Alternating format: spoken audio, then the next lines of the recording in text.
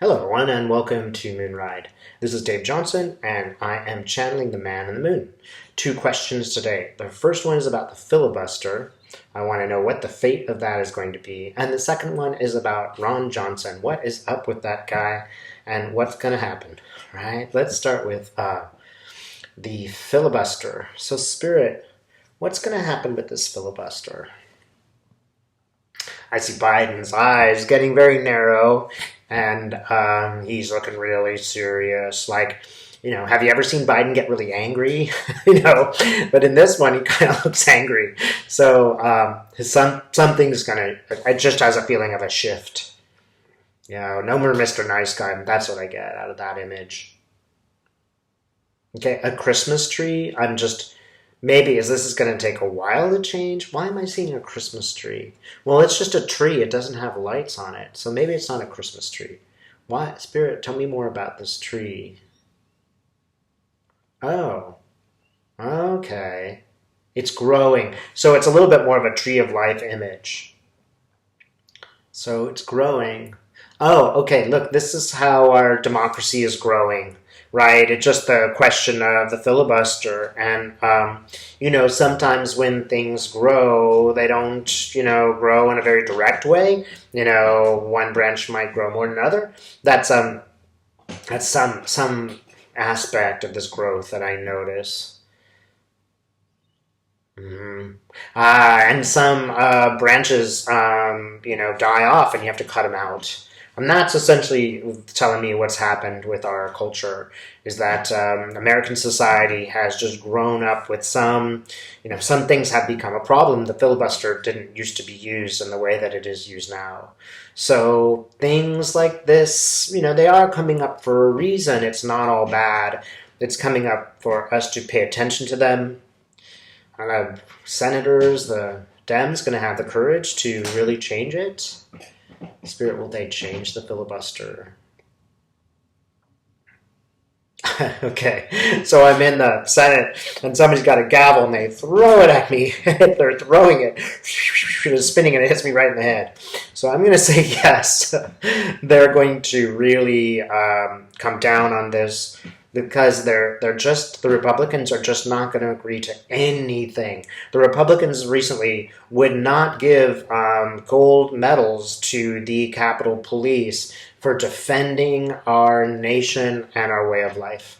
They have filibustered it and blocked it and wasted all the time because they don't like the wording that's being used. This is how kind of useless these people are. They don't judge. They don't do anything. They don't really legislate. They are just there to do political events. But Pelosi's looking seriously. Hey, I gave it a shot. Bam, on the gavel. I tried to get you guys to agree with me. Tell us more about the filibuster. What's going to happen? Okay, it will continue. I kind of get it. It's going to continue, but it's going to change. Right, so I think they're just going to make the filibuster a lot harder to do. Can you tell anything more? Not really anything more about the filibuster. Let me ask one more time. Will they really change it? Nancy Pelosi's giving me the thumbs up. So I think that they really will alter the filibuster. And I'm going to sneak in a little question. Will this allow some progress? Absolutely, it will allow progress. Changing the filibuster in and of itself is progress. Okay, so will legislation go through? I get 3 portions of major legislation will go through, and it has a feeling of being this year. Right, so yes. And when I say major legislation, these are big and important bills. This will change. It will change a lot. And it shows strength. Like when these bills go through, it will show American people that government isn't always totally dysfunctional, that when certain people are in charge, things flow better. And that doesn't just mean when Democrats are in charge. It means when people who are earnest about their government want to, they can change these things. We all know that there have been members of both parties in the past who really don't do anything but politics. That appears to have changed. One good thing about Trump is he made the Democrats more serious and more effective and more assertive and stop trying to be nice guys all the time. So let's ask about Johnson. Speaking of not nice guys, let me just tell you, as a person whose name is Dave Johnson, I am, as far as I know, in no way related to this fellow. Let me just also tell you, as a white Anglo-Saxon Protestant male, racism is totally unacceptable in our society. It runs totally counter to everything that America is about. There's one great thing about America. It is that the document that we are based on, the Constitution, is flexible enough to have ended slavery and, at least on paper, attempted to give people equal rights. That is the importance of our society, is a flexible document which becomes more democratic, not less so. So, after that little soapbox routine, what about Johnson? What's the deal with him? Why is he doing this? I get the word craven. He's just a craven politician. He will just do this because he's, modeling himself after Donald Trump. He's a very, very sneaky fellow. He does not have ethics. Can you show me something more about Ron? This is just pure power. He just wants power. There's nothing more to it than that. I keep seeing him almost like, it's like flames are coming out of his hand. He just wants power. He couldn't care less who it hurts. It's a sort of addiction, this power over others. And it's also because he feels a little bit small himself. He needs the attention of others to make himself feel important, because he's not innately, he does not have any real self-esteem. It's all what people think of him. And the people around him are essentially racist people. So what's going to happen with him? Well, it's counterproductive for him. I see him like with a cleaver, and he's just cleaving, and I just get the feeling that he's cleaving, first of all, the country apart, but even his own party. Because there are people within the Republican Party who do not at all accept the things that Johnson has said. Let's remember that members of other parties, they're not all bad. They're not all racists. They might turn a blind eye to some racism, but this fellow Johnson, he is not. He's not giving them a chance to pretend it's not there. He's really putting it in their face, and people notice that. People of all races notice that, and it makes them oppose him. Yeah, he thinks he's being clever. He just doesn't have the power that Trump did to manipulate things and to, Trump is really good at saying something that everybody can read into.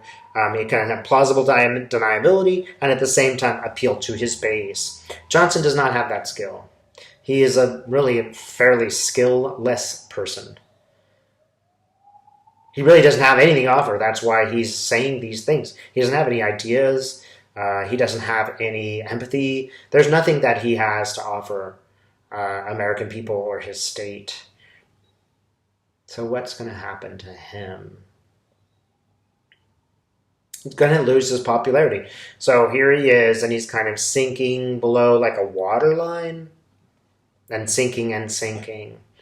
I have to say, I just looking at this image as he sinks further and further into the depths, I don't think that he will be successful in his next election. I don't think that he'll be a successful member of Congress until that point, because people don't want to be associated with that. Even if they are a little bit bigoted, they don't want people to associate them with that bigotry. They just keep it at home, right? So they don't want to work with Johnson, and they're not afraid of him. People were afraid of Trump. They're not afraid of Johnson. They just think he's a fool. Yeah, he's trying and trying. He's got to gavel himself. He's trying to legislate. He keeps trying to legislate. Nobody's listening to him, no matter how loud he yells.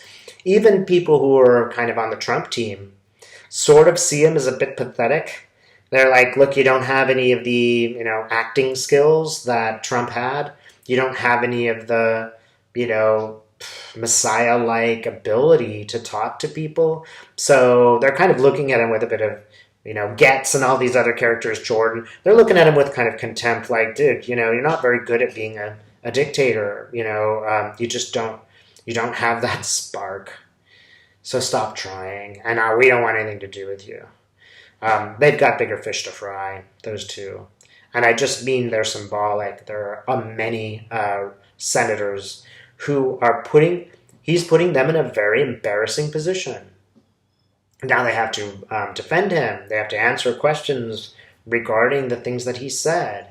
And the Republican Party doesn't want to spend time denying racist behavior. They'd rather do other things. Is there anything else that we can know about Johnson?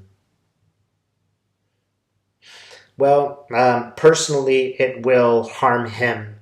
The fact that he will be rejected in this way will really kind of be a very karmic experience. He is only what others think of him. He has no essence. I don't want to say he doesn't have a soul, because everybody does. But it's just a blank space. It's not a man of integrity or values of any kind. He is only what others think of him. And when that goes, there's not going to be anything left. So trust me, he also appears to be acting out of fear.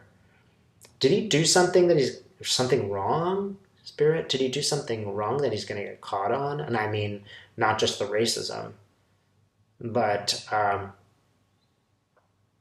something wrong. Yeah, it has to do with money. He's sneakily counting stacks of money. You know how they have those like money counter things that are like, right? That's what I see. He's like that money counter. So it makes me think that it's a lot of money. He's in an office and he keeps putting the money in secret spots. He is worried about getting caught too. So he's trying to gain political power, much like Trump, in order to hide some other financial dealings that are not at all on the up and up. Yeah, he's in much more trouble than people realize.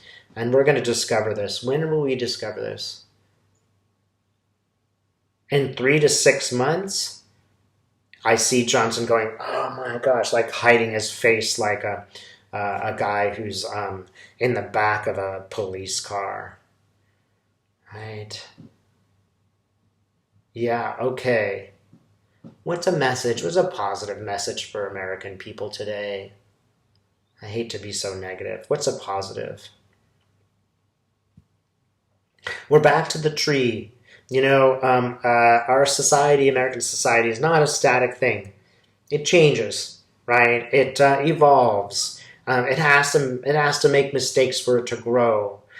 We have to acknowledge, the secret feelings of people, and force, people like Johnson to come out with who they really are, so that we can attack them. If it's all hidden, there's no plan to make. There's nothing to contradict. So understand that America is always going to be like this. It's not the end of our society. It doesn't necessarily represent decline. In some sense, it's just a mature tree, right? And a mature tree has mature problems.